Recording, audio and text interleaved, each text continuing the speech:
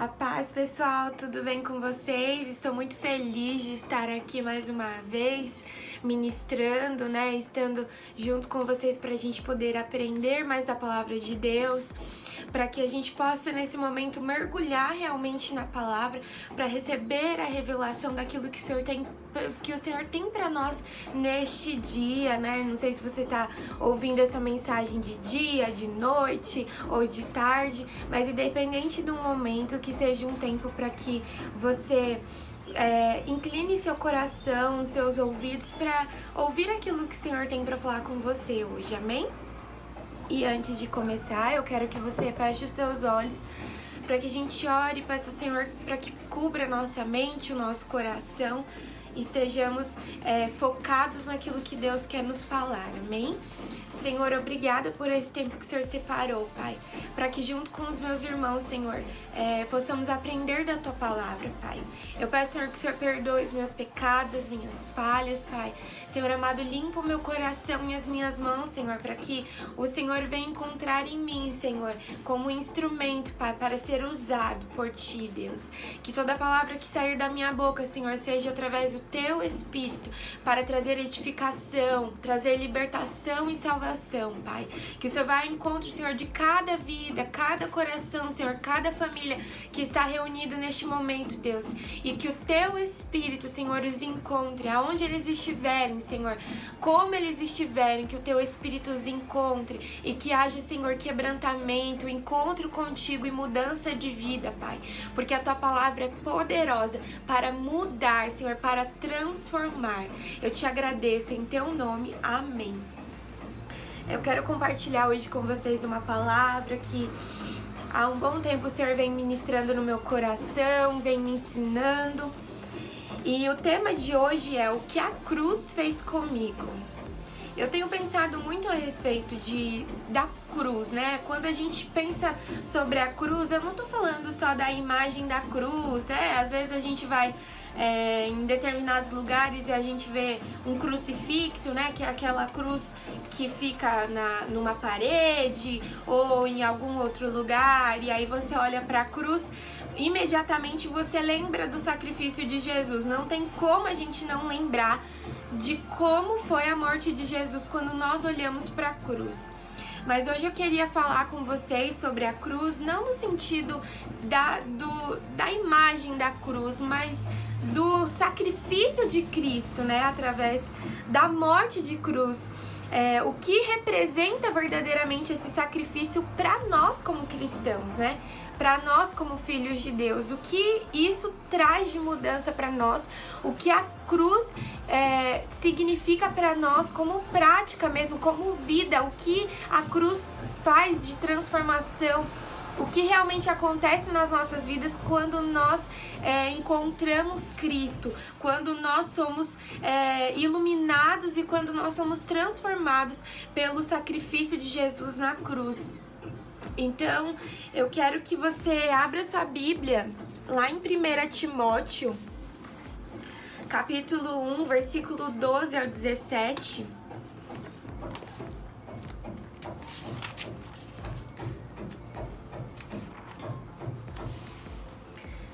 Como eu comentei com vocês, às vezes a gente olha uma imagem, né, da cruz, ou a gente às vezes assiste um filme, O Paixão de Cristo, ou um filme sobre Jesus, e a gente fica emocionado, a gente fica impactado com aquela imagem, porque é um sofrimento muito grande, é um sofrimento terrível que a gente não consegue calcular. E isso acaba, a gente sai até da sessão do filme que a gente assiste, a gente sai até pesado, né? Com o coração pesado de assistir uma cena daquelas. E principalmente na Santa Ceia, né? Onde é um momento que nós separamos como igreja para ter um memorial de Cristo, realmente relembrar o sacrifício de Jesus e relembrar o que isso significa para nós. E aí é um momento da gente refletir, de pensar. E na última Santa Ceia mesmo, eu refletindo a respeito do sacrifício de Jesus, eu fiquei muito constrangida diante do sacrifício de Jesus por alguém como eu. Alguém que é pecadora, alguém que é falha, alguém que não merecia esse amor. assim como eu, assim como você, nós não merecíamos. E isso é muito constrangedor. Quando nós vemos o amor de Jesus, quando nós vemos a grandeza de Jesus Cristo de Nazaré, do amor do nosso Pai, nós nos constrangemos. Porque é como se nós olhássemos para o ouro, para aquilo que é mais valioso, que é a nossa salvação, o sacrifício de Jesus, e nós olhássemos aquilo que é o contrário ao ouro, que é o lixo, que é aquilo que é imundo, aquilo que não vale nada, aquilo que não presta, e somos nós como pecadores, né? Existe aí uma diferença muito grande, né? Aquilo que é bom, aquilo que é perfeito, que é o nosso Deus, o nosso Pai, e que pagou um preço muito alto por algo que era ruim. Nós éramos pecadores, nós somos pecadores, e todos os dias precisamos da graça do Senhor, e Ele nos resgatou desse lamaçal, desse lixo, dessa imundície. Então é impossível a gente não olhar para essas duas coisas, como é diferente, como existe uma diferença tão grande, e não nos constrangermos e não ficarmos envergonhados, mas no bom sentido, não da gente se achar o pior de todos e por aí, ponto, final, e isso não trazer transformação para nós. Não, nós olhamos para nós, vemos que nós somos ruins, vemos que nós somos falhos e pecadores, mas nós olhamos para a graça de Deus, e aí nós encontramos o refúgio, nós encontramos a esperança de que o Senhor pode nos transformar. É essa a esperança, e é essa a nossa crença mesmo como cristão, né? É a cruz, o poder de redenção da cruz. Então, em Timóteo, 1 Timóteo capítulo 1, versículo 12, diz assim: eu dou graças a Cristo Jesus, nosso Senhor, que me capacitou porque me considerou fiel, pondo-me no ministério. A mim que dantes fui blasfemo e perseguidor e opressor, mas obtive misericórdia porque eu fiz ignorantemente, na incredulidade. E a graça de nosso Senhor superabundou com a fé e o amor que há em Cristo Jesus. Esta é uma palavra fiel e digna de toda aceitação, que Cristo Jesus veio ao mundo para salvar os pecadores, dos quais eu sou o principal. Mas por isso obtive misericórdia, para que, primeiro em mim, Jesus Cristo mostrasse toda a sua longanimidade, para exemplo dos que haviam de crer nele para a vida eterna. Ora, ao Rei eterno, imortal, invisível, ao único Deus sábio, seja honra e glória para sempre. E amém. Aqui em 1 Timóteo, capítulo 1, que eu acabei de ler com vocês, que nós acabamos de ler, quem está dizendo isso é o apóstolo Paulo. E Paulo, quando ele se dirige a Timóteo, que foi um filho na fé para Paulo, né, foi um discípulo de Paulo, Paulo ele deixa bem claro quem ele era e como ele foi transformado. E como eu disse, a cruz, ela nos traz essa reflexão a respeito de quem nós éramos e quem nós somos agora, depois da cruz, do sacrifício de Jesus, depois da salvação, depois que alguém tão perfeito, alguém que não tinha pecado, morreu por mim numa cruz, derramou seu próprio sangue e trouxe salvação para minha vida.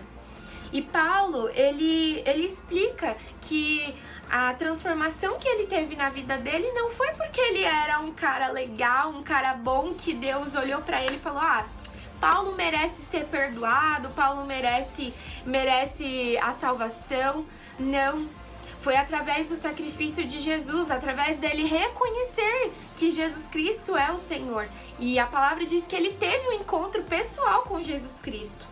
Mas quem era Paulo? Porque quando nós olhamos para a vida de Paulo, nós pensamos: uau, Paulo fez viagens missionárias, Paulo pregou tanto para os judeus como para os gentios, Paulo foi a tantos lugares e suportou dores, e foi perseguido, e foi preso, e foi acusado de tantas coisas, teve o risco de morrer em tantos momentos porque pregava o evangelho. Quando nós olhamos para toda a maravilha do ministério de Paulo, às vezes a gente esquece um pouco quem foi ele antes de se tornar esse homem do Senhor, esse um dos homens que depois de Jesus Cristo foi o que mais pregou a palavra de Deus, se olharmos para o Novo Testamento. Mas quando nós olhamos para o passado de Paulo, aquele, vamos assim dizer, aquele lixo, aquela sujeira que havia em Paulo, quando nós olhamos para quem ele era, nós podemos enxergar que ele era um fariseu, alguém que era um judeu por tradição, um religioso que seguia ao pé da letra. Era aquele cara que você olhava e falava, uau, ele faz tudo certinho, ele segue as regras da sua religião, mas ele não cria que Jesus Cristo tinha vindo para salvar a humanidade e era filho de Deus. Ele não cria. E por conta disso, porque ele achava que era uma blasfêmia contra Deus, Jesus Cristo era uma blasfêmia, que Jesus Cristo não era o Filho de Deus, ele tinha tanta raiva disso que ele perseguia os cristãos. Ele perseguia a ponto de matar, a ponto de prender, a ponto de oprimir. Tanto é que a palavra de Deus diz que Paulo participou da morte de Estevão. Estevão era um dos servos do Senhor que pregava o evangelho e Estevão foi apedrejado porque estava pregando sobre Jesus. E Paulo concordou com a morte de Estevão e foi um dos que pegou a túnica de Estevão, a túnica ensanguentada. E quando nós refletimos sobre esse histórico, esse primeiro momento da vida de Paulo, nós não conseguimos imaginar que ele poderia ser um homem que viesse a ser perdoado, um homem que viesse a ser transformado. É a mesma coisa de eu dizer pra você, você perdoaria o assassino do seu filho? Você olhando talvez eu vou ser um pouco até... Vai ser um pouco dura a forma como eu vou descrever, mas pra gente poder entender qual é o poder da cruz, a gente primeiro precisa entender da onde nós saímos. E quando nós enxergamos que Paulo foi um assassino, que Paulo perseguiu a igreja primitiva, a igreja que acreditava em Jesus Cristo de Nazaré como nosso Salvador, quando nós pensamos agora na nossa realidade, seria a mesma coisa de eu dizer pra você, você perdoaria o assassino do seu filho? Você viu o seu filho morrer na sua frente, você perdoaria? Porque Deus estava olhando no momento em que Estevão foi apedrejado, porque Deus tem o controle de todas as coisas e Deus está em todos os lugares. E Deus presenciou a morte de Estevão e eu fico imaginando o nosso Pai, o nosso Senhor, o coração de um pai olhando para um filho como Estevão, que Estevão havia pregado, Estevão estava pregando a respeito de Jesus Cristo e estava enfrentando dura opressão. Eu fico imaginando o coração do nosso Deus olhando para aquela cena, vendo Estevão sendo apedrejado e olhando Paulo concordando com essa morte. O coração de um pai, imagina o coração de um pai naquele momento. Mas esse mesmo pai que estava vendo o filho sendo assassinado foi o pai que trouxe redenção para o assassino do seu filho Estevão. E que depois ainda adotou Paulo como filho também. Olha o poder da graça. E é isso que nos constrange. E é isso que todos os dias nós devemos nos lembrar. E não só na Santa Ceia, não só no momento que você está no culto, mas todos os dias. E uma das coisas o primeiro ponto que eu colocaria do que a cruz fez comigo, e eu tenho certeza que fez com você, e se você ainda não aceitou Jesus, você terá a oportunidade de viver isso que nós estamos falando, eu estou ministrando aqui através da palavra. O primeiro ponto que eu colocaria é o que a cruz fez comigo. A cruz me redimiu. E o que é redimir? Redimir é resgatar, é pagar o preço para o resgate de algo. Então, antigamente as pessoas pagavam um preço para resgatar um escravo. Às vezes pagavam um preço de uma mulher para que essa mulher fosse sua esposa. Essa mulher deixava, por exemplo, de ser escrava e passava a ser sua esposa. Poderia acontecer dessa forma. E o que Cristo fez por nós, Ele pagou com a própria vida dEle, com o próprio sangue dEle, para nos resgatar, nos tirar do lamaçal do pecado, como eu disse, para nos resgatar daquilo que era opressor, do pecado, da vida de escravos mesmo, para que nós fôssemos libertos. Nós éramos escravos, mas o Senhor nos tornou livres através da cruz, através do sacrifício de Jesus. E eu quero ler com vocês para Efésios capítulo 1, versículos 5 e 7. Efésios capítulo 1, 5 e 7. Diz assim: E nos predestinou para filhos de adoção por Jesus Cristo, para si mesmo, segundo o complacência da sua vontade, para louvor da glória da sua graça, pela qual nos fez aceitáveis assim no amado, em quem temos a redenção pelo sangue, o perdão dos pecados, segundo as riquezas de sua graça. Então, como eu disse, o Senhor trouxe redenção para nós. Ele nos comprou com alto preço. E aí, quando nós lemos lá em João, capítulo 8, versículo 34 também,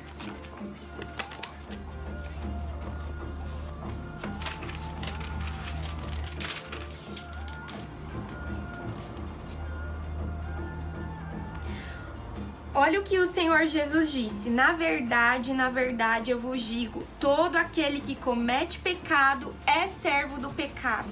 Então, como eu disse, a redenção, a salvação que o Senhor nos trouxe, Ele nos redimiu, Ele nos comprou porque nós éramos escravos do pecado. A partir do momento que o pecado entrou no mundo, nós fomos subjugados a esse pecado. Nós entramos debaixo dessa opressão do pecado. É como se o pecado tem esse poder de manipular, de trazer a opressão, de nos tornar escravos. Pensa na figura de um escravo. O escravo, ele tem poder de escolha? Não. Ele pode escolher, o escravo ele pode escolher aonde ele pode ir, ele pode escolher quando ele vai tirar férias. O escravo ele pode escolher no que ele pode gastar o dinheiro. Se a gente olhar na história do Brasil mesmo, a gente pode perceber que os escravos, a história do Brasil conta que os escravos, quando veio a Lei Áurea, veio o fim da escravidão, mas muitos escravos não quiseram sair dos casarões, não quiseram sair dos lugares onde eles eram escravos e trabalhavam nas colheitas de café ou trabalhavam nos casarões. Por que eles não queriam sair? Porque eles passaram a vida inteira sendo escravos, eles não tinham estudo, eles não tinham sido preparados para uma vida livre. E muitos escravos, na época mesmo, antes de serem libertos, esses escravos até ganhavam uma determinada recompensa. Olha, o dono lá do escravo dava um determinado dinheiro para esse escravo, só que quando ele ganhava esse dinheiro pelo trabalho que ele tinha feito, ele já tinha uma dívida enorme na mercearia, uma dívida enorme daquilo que ele utilizava no casarão, da água que ele tomava, da comida que ele comia. Então ele se tornava preso diante daquela situação. O escravo não conseguia se libertar porque o próprio dinheiro que ele ganhava, ele tinha que pagar o dono dele. O salário que ele tinha, ele voltava para o dono. O escravo não conseguia nem usar o seu próprio salário, isso quando tinha o salário. Então, é a mesma coisa de nós, quando nós não reconhecemos o Senhor como Salvador e ficamos debaixo dessa opressão do pecado. Nós entramos nessa teia de aranha, nós não conseguimos nos libertar. É como se o nosso algoz, que é o diabo, tivesse poder realmente de atuar nas nossas vidas, e ele tem poder. Se você não aceitar a Jesus, você vai ser escravo do diabo. E aí o diabo, ele amarra você de um jeito que você não consegue sair dessa situação. E aí é como se o diabo pagasse pra você um determinado salário. Não, continua nessa vida de pecado, continua desse jeito que você tá, continua fora dos caminhos do Senhor, continua nos vícios, continua fazendo só o que você quer fazer da sua vida, continua roubando, matando, se prostituindo, mentindo, tendo inveja, continua como escravo. E aí o diabo vai te dando aquelas recompensas que você acha que é muito bom, que a gente acha que é muito vale a pena, né, continuar nesse caminho, nessa porta larga que a gente vive, porque afinal, né, é a mesma coisa de você pensar daqueles corruptos, vamos assim pensar, de pessoas que roubam o dinheiro do povo. Você acha que pra eles é uma vida fácil, é um dinheiro fácil que vem. Então é a porta larga para eles. Mas eles se tornam escravos do dinheiro, escravos do pecado. Eles não conseguem sair daquela situação. Eles têm recompensa por aquele pecado, então eles continuam ali. E recompensa, no que eu digo, é porque o diabo vai oferecer coisas que aparentemente são muito boas. Só que você vai ficar amarrado. Nós ficaremos amarrados na situação. Por quê? Porque ele é o pai da mentira. Então, quando nós entendemos que o Senhor veio para nos resgatar disso, dessa artimanha do diabo, dessa vida de escravo que nós teríamos se não fosse Jesus, nós não conseguimos não nos constranger diante dessa obra, a obra da cruz. Então, o próprio Jesus, ele fala que enquanto vivermos uma vida de pecado, nós continuaremos debaixo da escravidão. E a decisão de nos tornarmos livres cabe somente a nós, porque o sacrifício já foi feito. A oportunidade já nos foi dada. Cabe a nós abraçar a oportunidade ou não. E se nós lermos também em Romanos, capítulo 8, versículo 15, Paulo, ele diz assim: porque não recebestes um espírito de servidão para novamente temerdes, mas recebestes o espírito de adoção, pelo qual clamamos, Abba, Pai. Quando nós entendemos que nós temos um Pai, quando nós aceitamos a Jesus como nosso Salvador, Jennifer, quer dizer que aí eu vou parar de pecar? Não. Infelizmente, eu tenho que te falar a verdade que não, você não vai parar de pecar, mas você vai parar de ter uma vida pecaminosa. Por quê? Quando você pecar, o Espírito Santo vai te constranger e você vai pedir perdão e você vai se arrepender. Por quê? Porque quando você olhar para o seu pecado, é claro, você vai ficar triste. Quantas vezes, algumas situações do meu dia a dia que eu fiz errado, que eu pequei, e eu mesma falo, poxa, Jennifer, você já poderia estar melhor, hein? Você ainda está cometendo os mesmos erros. Ou então você está cometendo algo que você sabe que fere o coração de Deus. E aí, imediatamente eu me constranjo e eu falo, Senhor, me perdoa. Porque eu sei que eu ainda não estou na forma certa que o Senhor quer que eu esteja, mas Jesus, me ajuda a caminhar. E eu sei que eu tenho um Pai, e eu não vou me constranger de contar o meu pecado pro meu Pai, porque é um Pai que me ama, é um Pai que me aceita através de Jesus. Através da cruz nós temos aceitação, então nós não precisamos ter vergonha de falar. No meio da caminhada cristã, nós vamos passar por situações em que nós vamos nos deparar com os nossos pecados mesmo. E é aí que nós temos que nos achegar ao Senhor e falar, Senhor, me perdoa. Senhor, eu preciso ser transformado todos os dias. Senhor, transforma a minha mente. Senhor, muda o meu caráter, Pai. Para que todos os dias nós possamos olhar para a cruz, entendermos que nós somos perdoados. Não é uma desculpa para que a gente venha pecar todos os dias. Uau, agora que eu tenho a cruz, agora que eu tenho perdão, então eu posso viver uma vida do jeito que eu quero. Não. É aí que nós vamos nos envergonhar de errarmos, de pecarmos. E é aí que nós vamos buscar a santidade, é aí que nós vamos buscar o Senhor, para que o Senhor nos transforme todos os dias, através do Espírito de Deus. Então, a salvação é a boa notícia, é a boa nova de que nós temos solução, que nós temos o resgate, que nós temos esperança para essa natureza pecaminosa. Essa tendência de roubar, de matar, de prostituir, essa tendência de falar mal do irmão, essa tendência de fofocar, essa tendência de pensar mal do outro, essa tendência de falar mal do pastor, de falar mal... Essa é a nossa natureza pecaminosa. Mas se nós não formos a Cristo todos os dias e negar a nós mesmos, nós vamos continuar nessa vida pecaminosa. Mas quando nós entendemos que nós temos um Pai que nos abraça, que nos ensina o caminho certo, a nossa vida tende a melhorar. A nossa vida tende a cada dia crescer. Crescer na graça e no conhecimento. Crescer em parar de falar mal e começar a abençoar o seu irmão. Crescer em parar de amaldiçoar a sua casa e começar a abençoar a sua casa. Crescer no seu caráter, em parar de mentir. Porque nós vamos entendendo que essa transformação é através do Espírito de Deus. É a obra do Senhor em nós, porque nós entendemos que nós temos um Pai, e um Pai que deu o seu Filho unigênito para nos resgatar. Então nós temos salvação. Mas o que muitas vezes o inimigo quer colocar em nós é o peso do pecado, para que a gente sempre se lembre que a gente, não, você é escravo, você é meu escravo, você vai continuar nessa vida. E aí nós somos tão oprimidos que nós não temos coragem de entrar no nosso quarto, fechar a nossa porta e ter um momento com Deus para colocarmos para fora tudo que nós precisamos colocar para fora.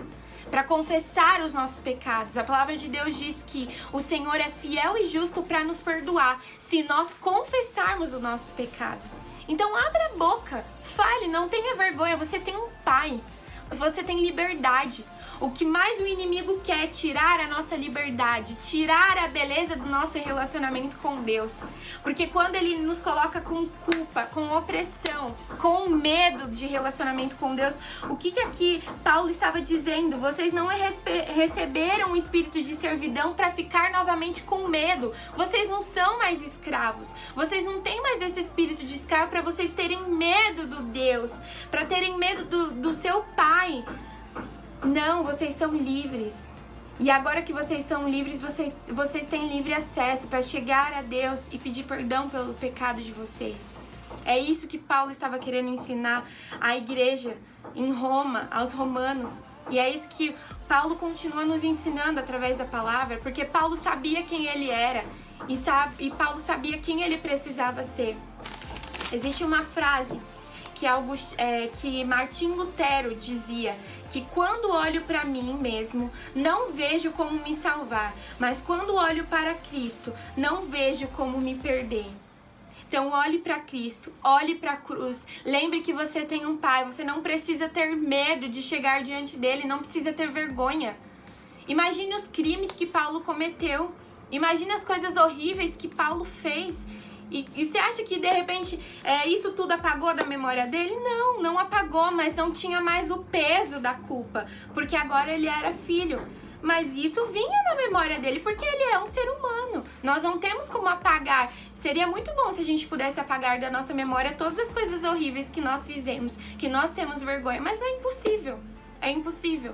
Mas isso nos faz o quê? E Paulo fala isso na palavra, que eu lembro disso para que eu entenda que aonde superabundou o pecado, abundou. Aonde abundou o pecado, superabundou a graça. Que Deus foi tão bom comigo, porque eu era o pior dos pecadores, para que as pessoas que eu fosse pregar o evangelho enxergassem eu como própria testemunha de Cristo. Como a testemunha realmente da transformação. Porque quando você olha pra você e vê o que você era antes e depois de Cristo, você não tem como você não falar, meu Deus, que transformação. O que o Senhor, o que a cruz fez comigo. A transformação que Deus fez em mim. Paulo, ele foi a testemunha viva. Mais do que palavras, mais do que simplesmente pregar, a própria vida de Paulo, e Paulo gostava muito de enfatizar isso. Se você ler as cartas de Paulo, Paulo gostava de enfatizar muito de onde ele veio e de como Cristo resgatou de onde ele estava como escravo. E como Deus ainda na sua bondade o escolheu para ser ministro, para ser apóstolo. E o segundo ponto foi algo que eu até falei bastante já aqui, que o que a cruz fez comigo, o segundo ponto, me constrangeu. É algo que eu sempre falo, porque eu acho que não existe outra palavra mais adequada para quando a gente lembra do sacrifício de Jesus, que é o constrangimento. Não tem como você não se constranger de saber que alguém perfeito, de saber que alguém que não tinha pecado morreu por alguém como você, como eu, que era pecador, que fez todo tipo de coisa errada. Ah, Jenny, mas eu não fui um assassino. Ah, Jenny, mas eu não roubei de ninguém. Mas provavelmente você já pensou mal de alguém, você já falou mal de alguém, provavelmente você já quis desejar coisas que não eram boas no seu coração. A palavra de Deus diz que se já desceu ao coração, e na própria mente nós já pecamos. Nós já pecamos. Então, nós somos pecadores pela nossa raiz. Infelizmente, o nosso histórico não é bom, porque isso vem do Jardim do Éden. A partir do momento que Eva e Adão pecaram, nossa raiz da iniquidade continua. Mas isso foi quebrado através de Jesus Cristo de Nazaré. Nós não precisamos mais viver debaixo dessa raiz de iniquidade, porque nós temos Jesus. Aonde se por um homem entrou o pecado, como a palavra diz, por um outro homem, Jesus Cristo de Nazaré, veio a salvação, para que todos fossem alcançados. Todos significa aquele que roubou, aquele que matou, por mais que seja muito difícil da gente entender, da gente compreender, meu Deus, como que eu vou perdoar? Mas o Senhor perdoou. E a palavra diz que nós precisamos perdoar assim como Ele nos perdoou. É difícil. Se fosse fácil, a gente chamava de, sei lá, PlayStation. Ser cristão não é algo fácil. Por isso que Jesus fala, tome a sua cruz e siga-me. Porque é todo dia negar. É todo dia saber que você pode dizer sim para o pecado, mas você não vai dizer sim. Você tem liberdade de escolher se você quer viver uma vida errada, mas você não vai viver. Então, o constrangimento, ele traz a mudança. Não é simplesmente você ficar emocionado com a obra da cruz. Ah, meu Deus, Cristo, olha a cena da paixão de Cristo, aí você chora por dias. Esse tipo de constrangimento não vai levar a arrependimento. Mas quando nós de fato entendemos o poder da cruz que há em nós, o poder do sacrifício de Jesus e o que pode fazer em nós, e nós nos arrependemos, nós apresentamos frutos de arrependimento, aí sim podemos dizer que nós somos constrangidos todos os dias. A gente não consegue, é como aquela canção diz, né? Quem já pisou no Santo dos Santos em outro lugar não sabe viver. Porque você não consegue, você já sabe que o Senhor trouxe o caminho da vida. Você não vai querer ficar no caminho da morte. E no terceiro ponto, até antes de entrar por terceiro ponto, no segundo ponto diz, eu queria que vocês abrissem em Isaías 53, 7, 8, que diz assim: ele foi oprimido e ele foi afligido, contudo ele não abriu a sua boca. Ele é trazido como um cordeiro para o matadouro, e como uma ovelha muda perante os seus tosqueadores está. Assim ele não abriu a sua boca. Ele foi levado desde a prisão e desde o julgamento. E quem manifestará seus descendentes? Porque ele foi cortado da terra dos viventes. Pela transgressão do meu povo foi ele chagado. Então, como eu disse, que nós nos constrangemos diante da mensagem da cruz. E quando nós olhamos aqui a passagem em Isaías, que fala sobre Isaías profetizando como seria a morte de Jesus, porque como ovelha muda, a palavra de Deus diz que Jesus, quando foi crucificado, não disse uma só palavra no momento da crucificação, no sentido de reclamação. Jesus não reclamou, mesmo lá na cruz, mesmo morrendo por mim, por você, por nós pecadores. E Isaías, quando profetizou a morte de Jesus, quando profetizou a forma como Jesus morreria, quando nós lemos isso, não tem como nós não nos constrangermos. E aí, uma das pessoas que foi constrangida com essa palavra uma das pessoas que foi constrangida com essa palavra, a gente pode ler lá em Atos. Em Atos, capítulo 8, versículo 26. Diz assim: e o anjo do Senhor falou a Felipe, dizendo: levanta-te e vai em direção ao sul, ao caminho que desce de Jerusalém para Gaza, que está deserto.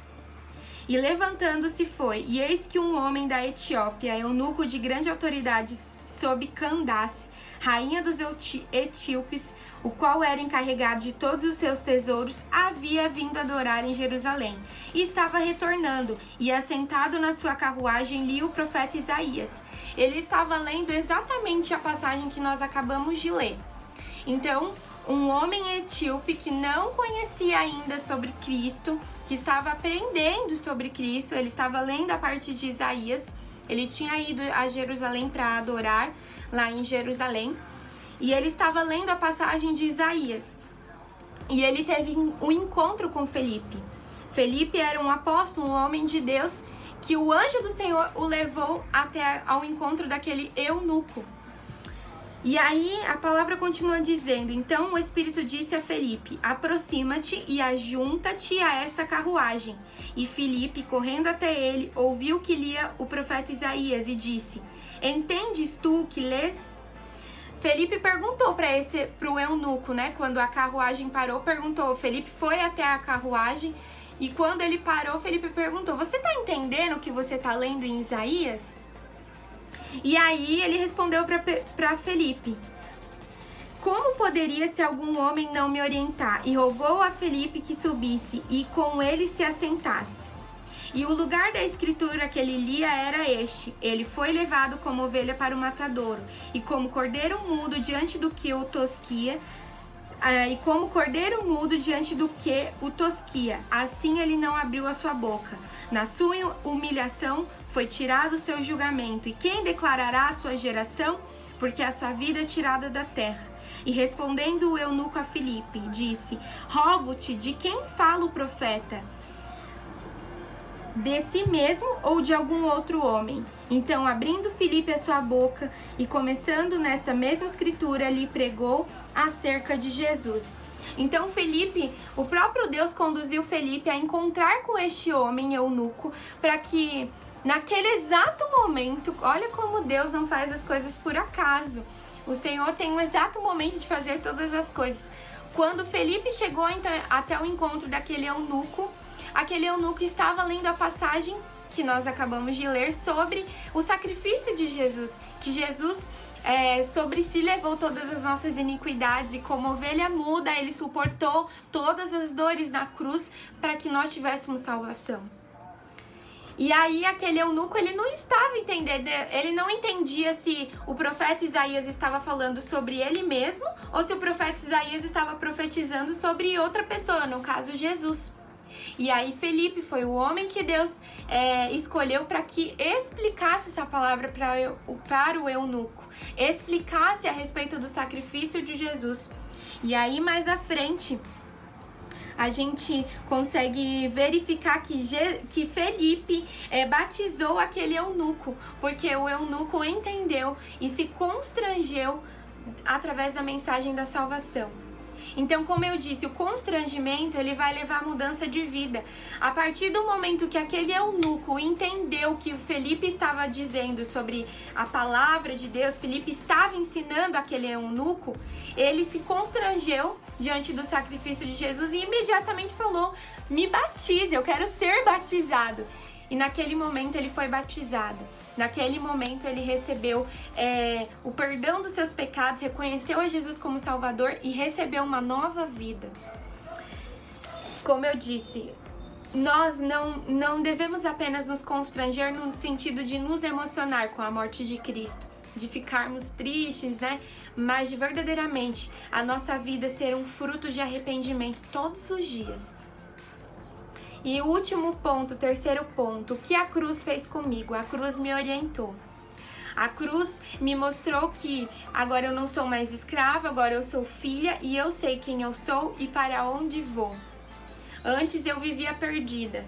E aí a palavra de Deus em Mateus, capítulo 9, versículo 36, diz assim: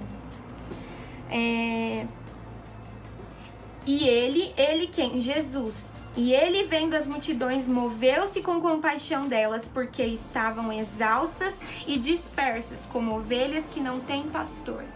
Então, o próprio Cristo, quando olhou a multidão que vinha até ele, Cristo olhou para aquela multidão e teve compaixão, porque sabia que aquela multidão estava perdida. Eram pessoas que estavam sobre o jugo do pecado, da escravidão do pecado. E aí, se nós formos também lá em 1 Pedro, capítulo 2, versículo 25. Pedro diz assim: porque vocês eram como ovelhas extraviadas, mas agora voltastes ao pastor e bispo das vossas almas. Como eu disse anteriormente, nós éramos escravos e o nosso dono era o diabo. Ele nos controlava porque nós estávamos debaixo do jugo do pecado. Mas o Senhor nos resgatou, Jesus morreu na cruz por nós, pagou um alto preço e nos comprou para a liberdade. Então nós éramos ovelhas perdidas, ovelhas que estavam sem um pastor que nos conduzisse. Mas o nosso supremo pastor, Jesus Cristo de Nazaré, nos resgatou e é Ele quem nos guia. Hoje nós estamos debaixo da autoridade do Senhor Jesus e isso nos traz paz, porque assim como lá no Jardim do Éden, Adão e Eva sabiam a quem pertenciam, eles sabiam que pertenciam a Deus, e Deus, a palavra do Senhor diz que na virada da tarde, ao entardecer, o Senhor sempre visitava Adão e Eva.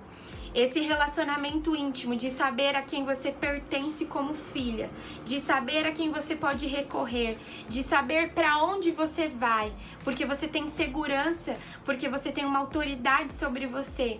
Você tem orientação de um pai.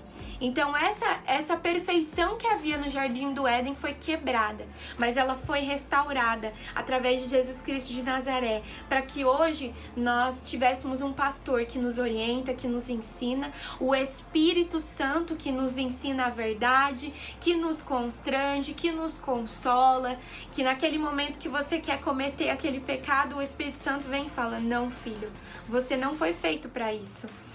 E aí você consegue negar a sua própria carne. É através do Senhor, do Espírito de Deus. Então, para finalizar essa palavra, eu queria que você fechasse os seus olhos. Não existe nada melhor do que nós sabemos a quem nós pertencemos. Não existe nada melhor do que nós sabemos que nós somos filhos. De você deitar a cabeça no travesseiro e você ter a certeza de que você tem um pai que cuida de você. E talvez você teve um histórico na sua vida, eu não sei, que de repente você foi rejeitado, de repente você se sente culpado pelas coisas que você fez no seu passado. Mas eu quero te dizer, assim como eu fui transformada e tenho sido transformada todos os dias, você pode ser transformado. Então que nesse momento você peça ao Senhor perdão e que se você ainda não confessou a Jesus como o Senhor e Salvador da sua vida, que você confesse. Que você não perca mais a oportunidade de pertencer a esse Pai, a esse Deus de amor, de ser lavado com o sangue de Jesus, para que quando o diabo vier te acusar de algum pecado, você mostre para ele que você é filha de Deus, que você é filho de Deus, que você não é mais escravo, mas que você pertence ao Rei. E você, a palavra de Deus diz que nós nos assentaremos com Cristo, nós cearemos com Cristo quando o Senhor vier nos buscar. Então você não precisa ter medo, você não precisa ter medo. Paulo dizia que viver é Cristo e morrer é lucro. Sabe por quê? Porque Paulo sabia a quem ele pertencia. Então é essa certeza que nós temos que ter, que mesmo que venha um corona e Deus o livre aconteça de chegar a nossa hora da gente, eu digo Deus o livre no sentido porque a gente não quer morrer, mas se acontecer da gente morrer, a gente sabe para quem nós iremos. A gente sabe aonde nós iremos estar, com quem nós iremos estar, que é o nosso Pai. Senhor, neste momento eu peço que o Senhor visite a vida de cada um, Pai. Senhor, eu não sei o histórico de cada um que está me assistindo, mas eu sei o meu histórico e eu sei que o Senhor me comprou. Eu sei que o Senhor tem me transformado todos os dias. Eu te louvo, Deus. Eu te louvo, Senhor, porque a tua salvação é que me deu esperança de transformação de vida. E eu te peço, Deus, que o Senhor alcance cada filho e cada filha, para que não viva mais sobre o jugo do pecado ou da escravidão, para que eles não se sintam culpados diante de um histórico de pecado, Deus, mas que eles encontrem em Ti, Senhor, a chance de viver uma nova história, Deus. Senhor amado, eu peço, Senhor, que o Senhor visite a mente de cada um, o coração de cada um, Pai. Que os Seus filhos sejam resgatados da escravidão, seja a escravidão, Senhor, dos vícios, a escravidão, Senhor, da depressão, a escravidão, Senhor, de se sentir, Senhor, inferior, a escravidão, Senhor, de viver sobre a ansiedade, sobre, Senhor, a opressão, Pai, emocional, a opressão, Senhor, seja onde for, Deus, em qualquer área dos seus filhos, da vida dos seus filhos, que o Senhor traga a tua liberdade, que o Senhor traga, Senhor, a libertação, Pai, e que haja salvação, Senhor, alcança, Senhor, os corações, e que, Senhor, todos os dias, Pai, o teu Espírito Santo nos lembre da onde nós saímos, mas que o teu Espírito Santo também nos lembre que a graça nos alcançou, para que a gente não se ache melhor ou pior do que o outro, mas que a gente se reconheça como filho, porque é isso que importa, Deus. Senhor, eu te agradeço, Pai, e que o Senhor nos dê um coração também misericordioso, um coração, Senhor, amoroso, para saber perdoar assim como o Senhor nos perdoa, porque não adianta, Pai, nós recebermos o teu perdão se nós não perdoarmos o nosso irmão que nos magoou, que nos chateou. Por isso, Senhor, nos ajuda, Pai. Nos ajuda a verdadeiramente sermos filhos, não da boca para fora, mas uma vida que verdadeiramente testemunhe a transformação, Pai, e que dê frutos. Em nome de Jesus, amém. Deus abençoe. Um beijo no coração de vocês.